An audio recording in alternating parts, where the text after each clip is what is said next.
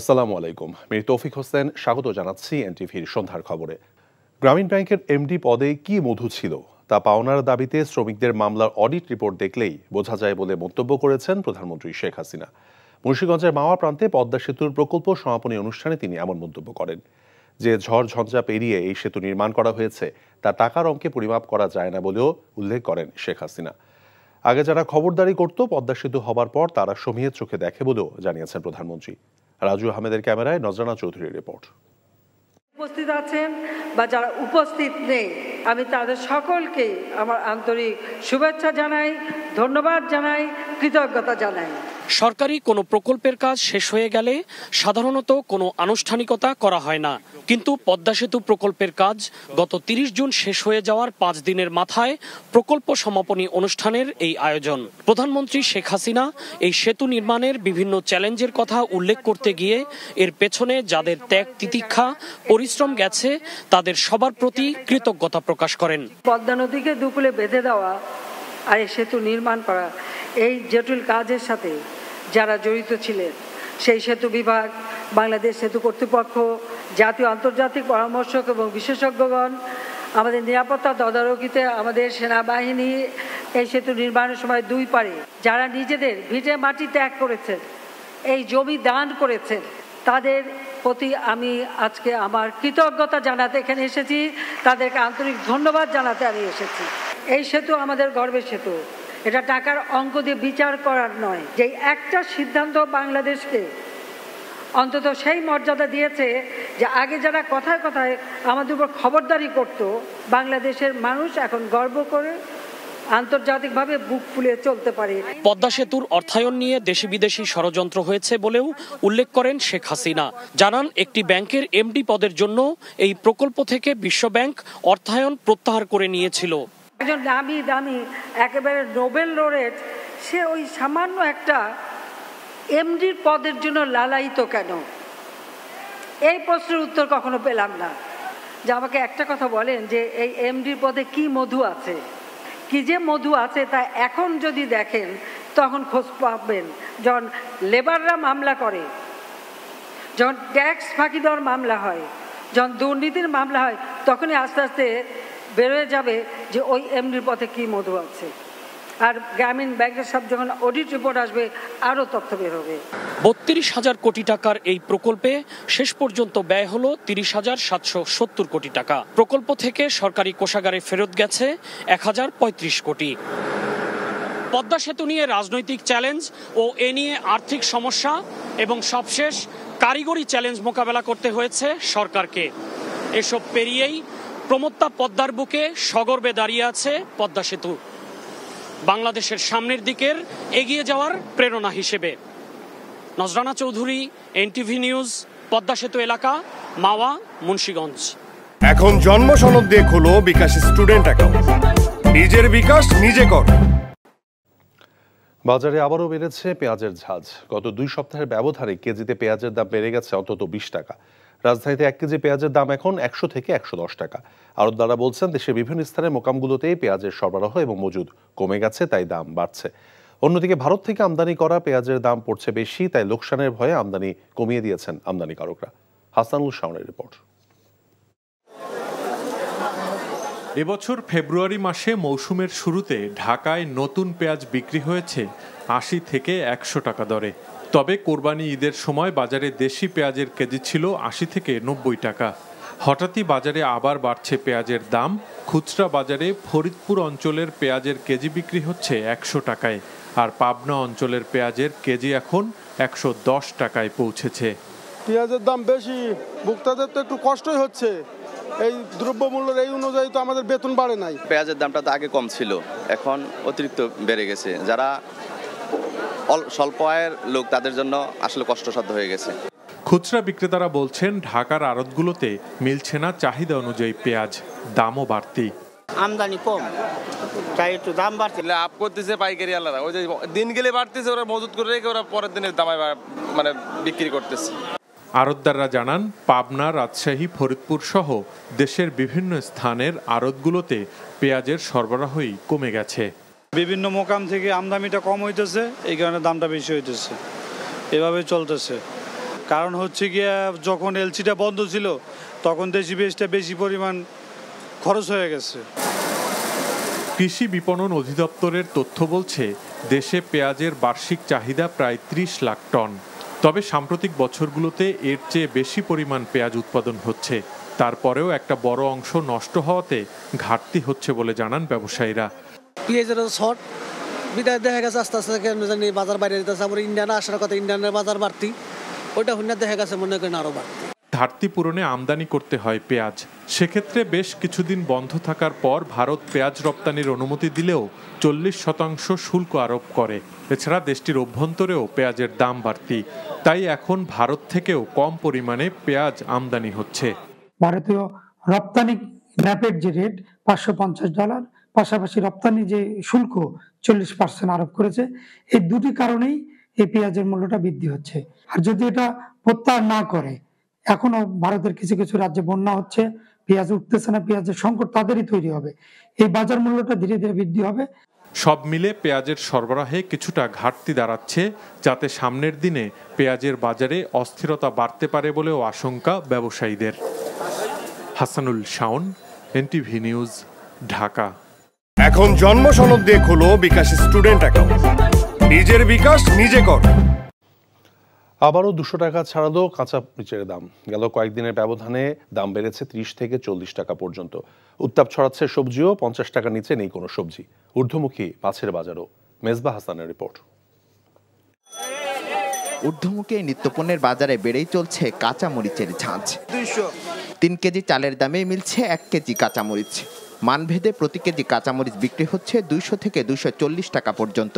বাড়তি দামের বাজারে এসে এই দিনমজুরের স্ত্রী তাই তো দাম দর না করেই 20 টাকার কাঁচামরিচ আর 30 টাকার মূলা শাক কিনেই ছুটছেন বাড়িতে।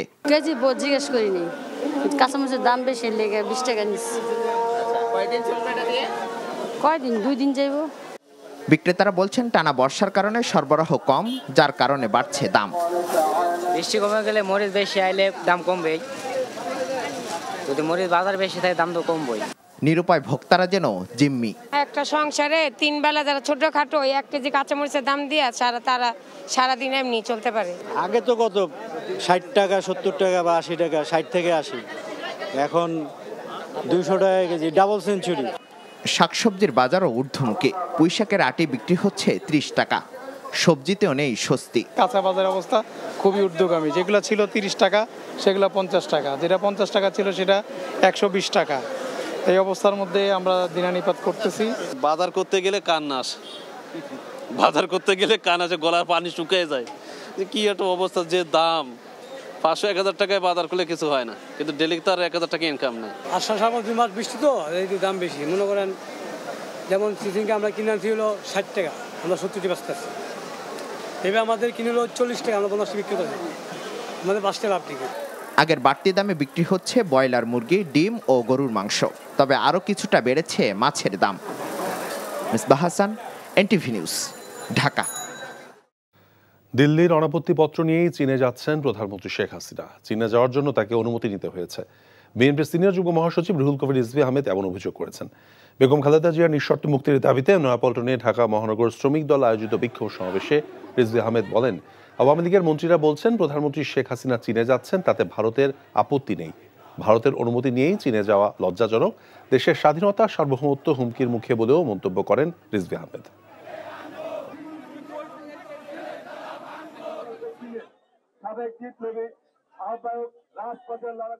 আওয়ামী লীগের মন্ত্রীরাই বলছেন যে শেখ হাসিনা চীনে যাচ্ছেন, এতে ভারতের কোনো আপত্তি নাই। কোথায় স্বাধীনতা? আজকে ভারতের অনুমতি নিয়ে, ভারতের অনাপত্তি সার্টিফিকেট নিয়ে শেখ হাসিনাকে চীনের কাছে যেতে হয়, এই লজ্জা। দেশের স্বার্থ বিসর্জন দিয়ে ভারতকে রেল করিডোর দেওয়া হয়েছে অভিযোগ করে গণতন্ত্র মঞ্চের নেতারা বলেছেন, বাংলাদেশের ভেতর দিয়ে ভারতের রেল, অস্ত্র ও সৈন্য নাকি পণ্য যাবে তা মানুষ জানে না। জাতীয় প্রেস ক্লাবের সামনে এক বিক্ষোভ সমাবেশ থেকে গণতন্ত্র মঞ্চের নেতারা বলেন, নতজানুতার কারণে ভারত যা যা চেয়েছে সরকার সবকিছু দিয়েছে, কিন্তু বিনিময়ে পানির ন্যায্য হিস্যা আদায় কিংবা সীমান্ত হত্যা বন্ধের বিষয়গুলো সুরাহা করেনি। জনগণের ভোট ছাড়া আওয়ামী লীগ ক্ষমতায় চেপে বসে বেনজির মতিউরদের মতো দুর্নীতিবাজদের লালন করছে নিজেদের ক্ষমতা টিকাতে। শিক্ষার্থীদের কোটা বাতিল আন্দোলনের প্রতি সমর্থন জানায় গণতন্ত্র মঞ্চ। এটা কি দ্বিপাক্ষিক কোন যেটাতে রেল করিডোর দেওয়া হলো সেটা একটা বিরাট ঝুঁকি তৈরি করলো। কোন দিন এই ট্রেন সম্পর্কে অভিযোগ করবে, ট্রেনের মাল সম্পর্কে অভিযোগ করবে চীন, পাশাপাশি যারা বিদ্রোহী আছে 7টা দেশ রাজ্যের মধ্যে তারা বিদ্রোহ করবে। কোনোদিন যদি বাংলাদেশের মধ্যে এই ব্যাপারে একটা হট্টগোল তৈরি হয়, আমাদের নিজেদের সিকিউরিটি আরো বেশি বিভ্রান্ত হবে, আরো বেশি কষ্টের মধ্যে পড়বে। জেনারেল আজিজ, বেনজির, মতিউর, এই সমস্ত রাষ্ট্রের কর্তা ব্যক্তিরা যারা এই শেখ হাসিনা সরকারকে বিনা ভোটে ক্ষমতায় রেখেছে, তাদেরকে অবাধে লুটপাট করার সুযোগ তারা দিয়েছেন। এদিকে দেশের কোথাও কোথাও আগামী 2 দিন বৃষ্টিপাত কমলেও তারপর থেকে আবারও বাড়তে পারে বলে জানিয়েছে আবহাওয়া অফিস। কোথাও কোথাও ভারী বর্ষণ হতে পারে বলে পূর্বাভাস দেওয়া হয়েছে। আজ সন্ধ্যা পর্যন্ত দেশের সব বিভাগের অধিকাংশ জায়গায় অস্থায়ীভাবে দমকা হাওয়া সহ হালকা থেকে মাঝারি ধরনের বৃষ্টি অথবা বজ্রসহ বৃষ্টি হতে পারে বলে জানানো হয়েছে আবহাওয়া অফিসের বিজ্ঞপ্তিতে। এ সময় রংপুর, চট্টগ্রাম ও সিলেট বিভাগের কোথাও কোথাও মাঝারি থেকে ভারী বর্ষণ হতে পারে। আজ সন্ধ্যা থেকে বৃষ্টি অথবা বজ্রসহ বৃষ্টিপাতের প্রবণতা ধীরে ধীরে কমে যাবে বলে জানানো হয়েছে। তবে সোমবার থেকে আবারও বৃষ্টি হওয়ার সম্ভাবনা রয়েছে দেশ জুড়েই। রাজধানীর বোটানিক্যাল গার্ডেনে প্রবেশ মূল্য 20 টাকা থেকে বাড়িয়ে 100 টাকা নির্ধারণের সঠিক কারণ জানেন না কেউই।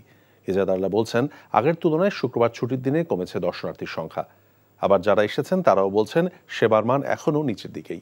5 গুণ দাম বাড়া অযৌক্তিক বলছেন সংশ্লিষ্ট মন্ত্রীও। আর এমন সিদ্ধান্ত মেনে নেওয়ার সুযোগ নেই বলছেন নগর পরিকল্পনাবিদদের কেউ কেউ। নাজিবুর রহমানের রিপোর্ট। রাজধানীর বুকে সবুজের সমারোহ। 208 একর জায়গায় প্রায় 800 প্রজাতির গাছের ছায়ায় প্রশান্তির নিঃশ্বাস পান মানুষ। ইট পাথরের ঢাকায় এক টুকরো সবুজ দেখতেও এখন গুনতে হবে 100 টাকা। 20 টাকা থেকে বোটানিক্যাল গার্ডেনে প্রবেশ মূল্য 100 টাকা করার সিদ্ধান্ত নিয়েছে বন ও পরিবেশ মন্ত্রণালয়। তবে নিজ মন্ত্রণালয়ের সিদ্ধান্ত অবাক করেছে মন্ত্রীকেও।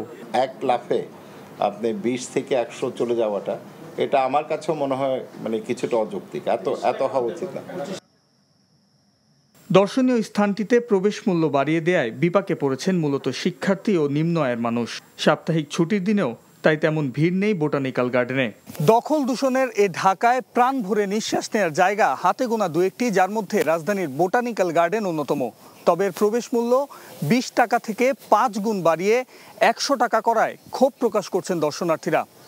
তারা বলছেন এই সিদ্ধান্ত অযৌক্তিক এবং তা পুনর্বিবেচনা করার দাবি করছেন। একবার অযৌক্তিক, ভিতরে আগে যা ছিল তাই, এমন তো না যে ইনভেস্ট করছে এই জন্য বাড়াইছে, তাও কিন্তু না।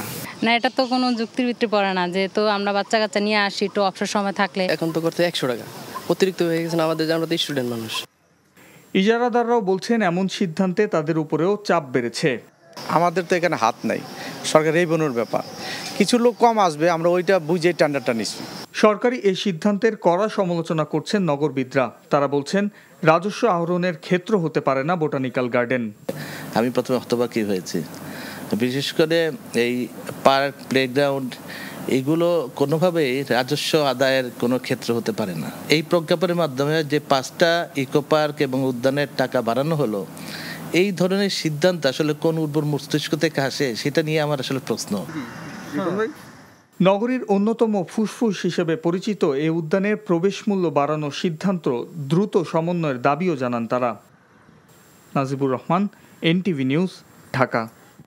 নির্বাচনে জয়ী হয়ে প্রধানমন্ত্রীর দায়িত্ব নেওয়ায় ব্রিটেনের লেবার পার্টির নেতা কেয়ার স্টারমারকে অভিনন্দন জানিয়েছেন প্রধানমন্ত্রী শেখ হাসিনা। আজ এক চিঠিতে অভিনন্দন জানান তিনি। কেয়ার স্টারমারের নেতৃত্বে ব্রিটেন আরও এগিয়ে যাবে উল্লেখ করে তার মেয়াদে বাংলাদেশের সাথে ব্রিটেনের বন্ধুত্বপূর্ণ সম্পর্ক আরও জোরদার হবে বলে আশাবাদ জানান শেখ হাসিনা। গণতন্ত্রের বিকাশ এবং অসাম্প্রদায়িক চেতনার চর্চায় 2 দেশ আগের মতোই একসাথে কাজ করবে বলে চিঠিতে উল্লেখ করেছেন প্রধানমন্ত্রী। কমনওয়েলথভুক্ত দেশ হিসেবে সামনের দিনে অর্থনীতি, রাজনীতি, জলবায়ু পরিবর্তনের প্রভাব মোকাবেলা সহ বিভিন্ন বিষয়ে 2 দেশ অভিন্ন লক্ষ্য পূরণে একসাথে কাজ করবে বলে জানান শেখ হাসিনা। একই সাথে নতুন ব্রিটিশ প্রধানমন্ত্রী এবং দেশটির জনগণের সুস্বাস্থ্য কামনা করেন প্রধানমন্ত্রী শেখ হাসিনা। সংবাদ আর বিনোদন নয়, দেশের কল্যাণে এনটিভিকে অগ্রণী ভূমিকা রাখার আহ্বান জানিয়েছেন বিশিষ্টজনেরা। দেশের বিভিন্ন জেলায় এনটিভি প্রতিষ্ঠা বার্ষিকীর অনুষ্ঠানে তারা এই আহ্বান জানান। বিস্তারিত জীবন আহমেদের ডেস্ক রিপোর্টে।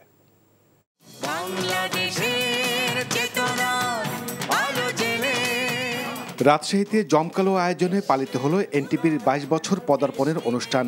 রাজশাহী এনটিভির কার্যালয়ে কেক কাটা, আলোচনা সভায় নানা শ্রেণী পেশার মানুষ উপস্থিত ছিলেন। এ সময় বক্তারা বস্তুনিষ্ঠ সংবাদ প্রকাশ করায় এনটিভির প্রশংসা করেন। খুলনায় বর্ণিল আয়োজনে এনটিভির প্রতিষ্ঠাবার্ষিক পালিত হয়েছে। খুলনা প্রেস ক্লাবে প্রতিষ্ঠাবার্ষিকীর কেক কাটেন সিটি মেয়র তালুকদার আব্দুল খালেক।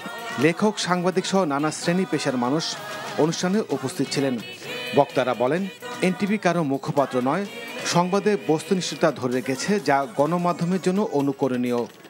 এনটিভিকে অনেক অনেক শুভেচ্ছা এবং আমাদের সাথে সুন্দর করে আগামী কালে সুন্দর করে এগিয়ে যাক এবং আমার এনটিভি দেখতে অনেক ভালো লাগে। দীর্ঘদিন বাংলাদেশের অর্থনীতি, সমাজনীতি, রাজনীতি এবং বস্তুনিষ্ঠ সাংবাদিকতার মধ্যে দিয়েই তারা নিজেদেরকে প্রতিষ্ঠিত করেছে এবং বাংলাদেশের সমকালীন রাজনীতিতে এনটিভি যে সাহসী ভূমিকা রেখেছে, আমরা তার জন্য তাদের প্রতি কৃতজ্ঞ।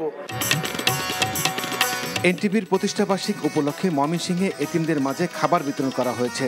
পরে দেশ ও জাতির কল্যাণ কামনায় দোয়া করা হয়। কেক কাটা, আলোচনা সভার মধ্য দিয়ে ব্রাহ্মণবাড়িয়ায় পালিত হয়েছে এনটিভির প্রতিষ্ঠাবার্ষিক। জেলা প্রশাসক, পুলিশ সুপার সহ বিভিন্ন শ্রেণী পেশার মানুষ অনুষ্ঠানে উপস্থিত ছিলেন। দোয়া মাহফিল, আলোচনা সভা ও কেক কাটার মধ্য দিয়ে নাটোরে পালিত হয়েছে এনটিভির প্রতিষ্ঠাবার্ষিক। নাটোর প্রেস ক্লাবে এনটিভির চেয়ারম্যান আলহাজ মোহাম্মদ মোসাদ্দেক আলীর সুস্থতা এবং দেশ ও জাতির কল্যাণ কামনায় দোয়া করা হয়। গাজীপুরে পালিত হয়েছে এনটিভির প্রতিষ্ঠাবার্ষিক। জমকালো আয়োজন না করে মাদ্রাসা ও ইয়েতিমখানায় কোরআন তেলাওয়াত ও আরবি রচনা প্রতিযোগিতা অনুষ্ঠিত হয়। পরে বিজয়ীদের মাঝে পুরস্কার দেওয়া হয়। ফরিদপুরে এনটিভির প্রতিষ্ঠাবার্ষিক উপলক্ষে এতিম শিশুদের মাঝে খাবার বিতরণ করা হয়েছে। পরে এনটিভির চেয়ারম্যানের সুস্থতা কামনায় দোয়া করা হয়। প্রতিষ্ঠাবার্ষিক উপলক্ষে মোংলায় কেক কাটা, আলোচনা শেষে র্যালি বের হয়। বক্তারা এনটিভির সাফল্য কামনা করেন।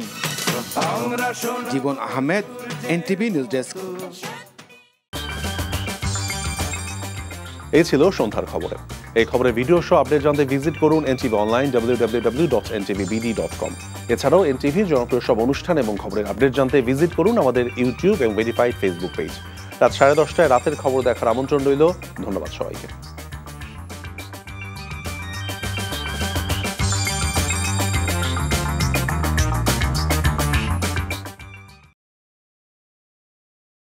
ভাই সিদ্ধান্ত লই হেলাইছে বিয়ার কাম কা সারি হেলাই কি এখন হবে আন্নের লাগো এবারিত মাসের 20 দিন ছাগল খাম ফ্রি।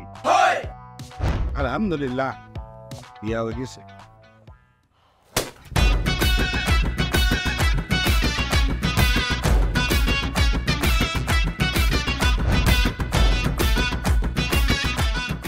জীবনে কোনোদিন হুইনছেন লাউ আর কচুলই পোলার হোর বাড়িত কেউ গেছে আর কথার বাইরে যদি এক পা আপনি যান আই আন্নেরে সুজা তালাক দি দিমু, বুঝছেন নি ভাইয়া?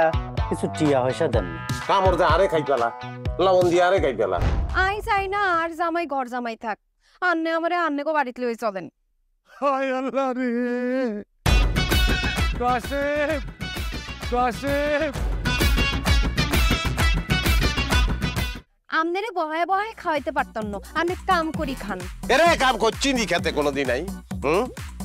আচ্ছা আর জীবনটা লই তুই এরকম চিনিমিনি কিল্লেই কিল্লি। তুই কি আর হোলারে বিয়ে দি ওর বাড়িতে আড়াইছ না জেলখানা ঢুকেছিস? অন আরে তো ওই বাড়িতে একবার যাইতে হতো না, কিল্লে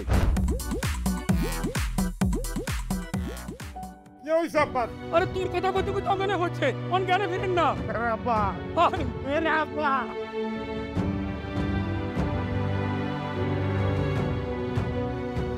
ওরে আর ডঙ্গের কথা রে, আমরা বলি স্বামী স্ত্রী, শুনেন আন্নে আর কাগজের স্বামী, মনে প্রাণে ন। সরি আন্নে কালকে ও লাইগারে এতিমের লাইন হারাইতে চলে গেছেন, এত রান্না টিয়া হয়েছে ক্যাশ কিচ্ছু দিয়ে যান না। আর আব্বুল্লাহকে একবেলা কথা কইছেন না হাইলে কলজে হাঁড়ি পড়ি যাইও ভাই। ব্যাকের লই মিলিমিশি কেমনে থাকুন যায়, কেমনে শান্তিতে থাকুন যায়, বাইসের কোনো দিন এমনি। তুই ঠিকই কইছিস বাজে, ঠিকই কইছিস। তুই আয়সার লোকে করি আয় আর কোনোদিকে চাইবার সুযোগ হয় না, কোনোদিন ভাবিও না। অথচ মানুষ এই দুনিয়াতে বাঁচতে গেলে আরো যে মানুষ লাগে সেটা তো আমি জানতাম না। এখন জন্ম সনদ দিয়ে খোলো বিকাশ স্টুডেন্ট অ্যাকাউন্ট। নিজের বিকাশ নিজে কর।